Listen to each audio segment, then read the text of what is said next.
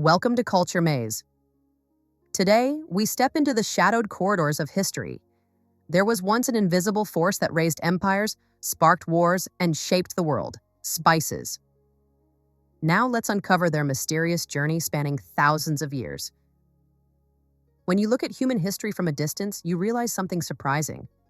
Some things were never just food, and spices are one of them. Their story stretches so far back and carries so much influence that once you hear it, you may never look at a simple peppercorn the same way again, because spices didn't just flavor meals, they shaped empires. But how? Let's begin. The word baharat, meaning spice in Turkish, comes from Arabic and literally means scent. And that alone shows how deeply humans connected flavor with aroma. But the story becomes even more interesting when we jump to English. Spice comes from the Latin word species, meaning value or precious thing. And yes, spices were once so valuable that they were traded like gold, sometimes even used as currency. We'll get to the unbelievable example soon. Spices can come from nearly any part of a plant: leaves, flowers, roots, seeds, bark. Tar cinnamon, for example, is simply the inner bark of a tree cloves. They're unopened flower buds. Black pepper and coriander, dried fruits and seeds. This incredible variety eventually created one of the oldest and most powerful trade networks in human history. But long before they became global commodities, spices served a deeper purpose. People didn't use spices just for taste. They used them for health, for digestion, for rituals, and most importantly, for preservation. Imagine a world without refrigeration. How do you keep meat from spoiling? You surround it with salt and powerful spices. That's the ancient method behind foods like pastirma and sucuk, still loved today. But the story gets even more fascinating when we step into temples, tombs, and ancient rituals. In Egypt, spices were sacred. They weren't merely aromas, they were offerings to gods and essential tools in mummification. Even after thousands of years, archaeologists still find traces of aromatic resins around royal tombs. And now, let's turn the page to one of the greatest turning points in spice history: spice trade routes. The earliest spice merchants were the Chinese and Indians. They grew and harvested rare plants, then transported them west.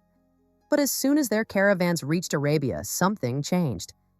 Arab traders realized the enormous value of these exotic goods, so they took control. For centuries, they were the gatekeepers of the spice world, transporting cinnamon, pepper, turmeric, and more across harsh deserts and long sea voyages. Eventually, the spices reached the Red Sea. And there, another power entered the scene: Venice. For centuries, Venice controlled Europe's access to spices. They set the prices. They dominated the sea routes, and Europeans paid whatever they demanded.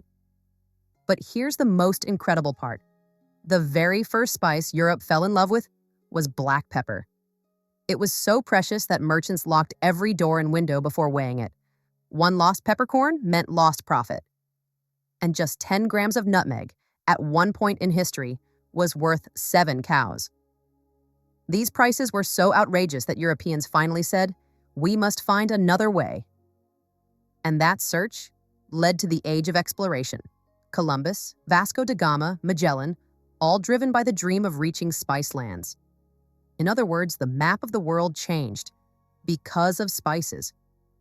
Today, spices are accessible, but still delicate. Their worst enemies: heat, light, and moisture. To preserve their aroma, spices must be stored in a cool, dark, dry place. Opaque containers are best. Keeping them near the stove, where heat and steam constantly rise, slowly destroys their flavor. Whole spices are always better than pre-ground ones. The moment a spice is ground, its essential oils escape. Its aroma begins to fade. And what about cooking? Yes, spices have an order. Hard. Whole spices like cinnamon sticks, cloves, or cardamom go in early. Ground spices should be added later, i.e., they burn quickly. Fresh herbs always go in last when the heat is low, or just after turning off the stove. A single peppercorn on your shelf today is actually the survivor of a journey that began thousands of years ago. a journey through deserts, oceans, kingdoms, and trade empires. Spices didn't just change the flavor of food, they changed the flavor of civilization itself. And this ancient journey continues in our kitchens every single day. Get ready to go a little deeper into the magical world of spices. Every aroma we encounter on this journey is not just a cooking ingredient. It is a doorway carrying the rituals, trade wars, and cultural memory of centuries. We begin by following the trail of cloves.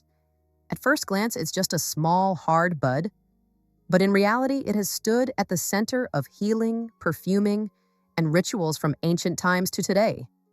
From the West Indies to Sri Lanka, people used cloves for mouth sores and to mask unpleasant odors.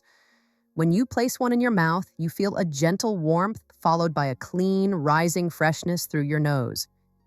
This is why cloves were used not only for flavor, but also for purification.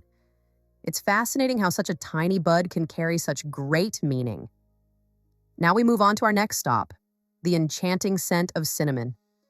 Cinnamon is the peeled inner bark of a tropical tree, and as it dries, it naturally curls into that familiar stick form.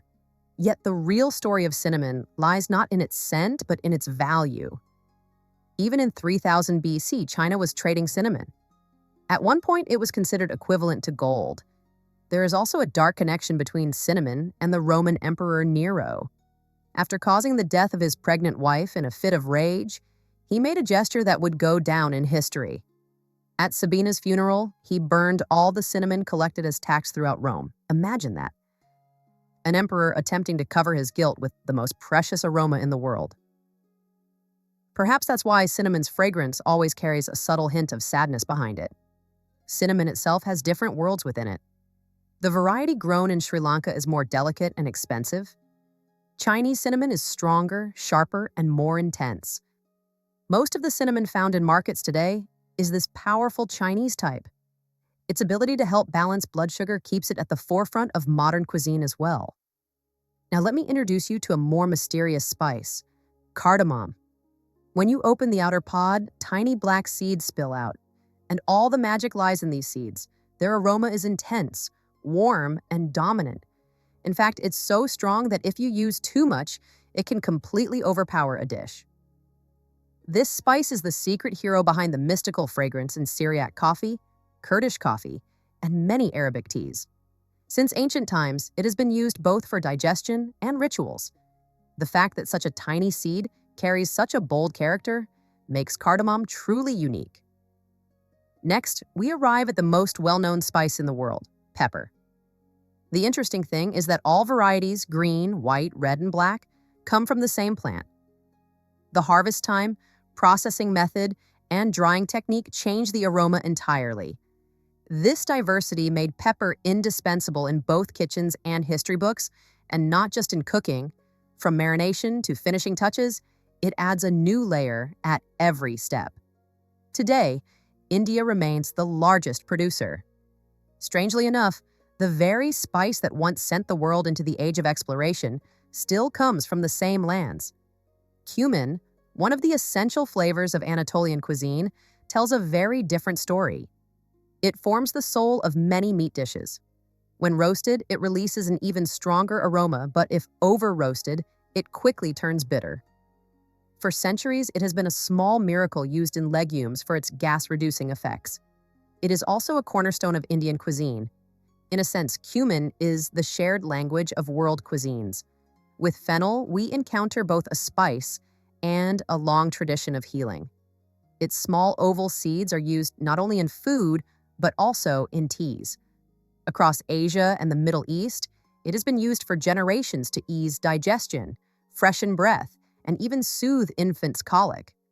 In India, fennel seeds coated with sugar are still commonly eaten after meals as a palate cleanser. And finally, we reach the legendary aromatic herb of the Mediterranean, rosemary. Its name means dew of the sea in Latin. This evergreen plant traps the sun and wind of the Mediterranean within its leaves. It reveals itself in meats, flavored oils, and many recipes, but it must be consumed in moderation.